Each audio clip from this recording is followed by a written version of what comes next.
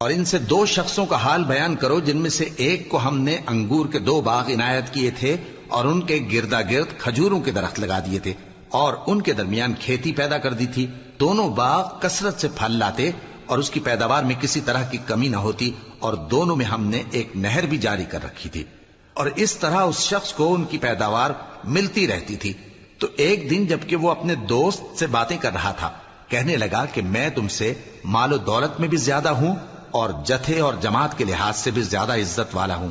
اور ایسی شیخیوں سے اپنے حق میں ظلم کرتا ہوا اپنے باغ میں داخل ہوا. کہنے لگا کہ میں نہیں خیال کرتا کہ یہ باغ کبھی تباہ ہو، اور نہ خیال کرتا ہوں کہ قیامت برپا ہو، اور اگر میں اپنے پروردگار کی طرف لوٹایا بھی جاؤں تو وہاں ضرور اس سے اچھی جگہ پاؤں گا. تو اس کا دوست جو اس سے گفتگو کر رہا تھا کہنے لگا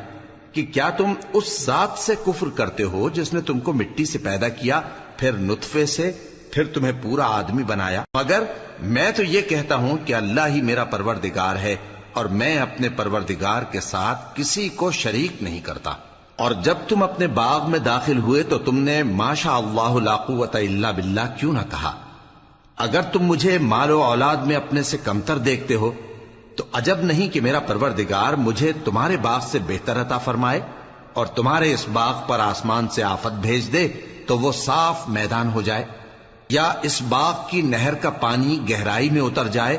تو پھر تم اسے تلاش نہ کر سکو، اور اس کے میووں کو عذاب نے آ گھیرا اور وہ اپنی چھتریوں پر گر کر رہ گیا، تو جو مال اس نے اس پر خرچ کیا تھا اس پر حسرت سے ہاتھ ملنے لگا اور کہنے لگا کہ کاش میں اپنے پروردگار کے ساتھ کسی کو شریک نہ بناتا. اس وقت اللہ کے سوا کوئی جماعت اس کی مددگار نہ ہوئی اور نہ وہ بدلہ لے سکا.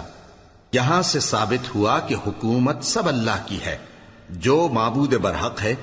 وہی بہترین ثواب عطا کرنے والا اور بہترین انجام لانے والا ہے.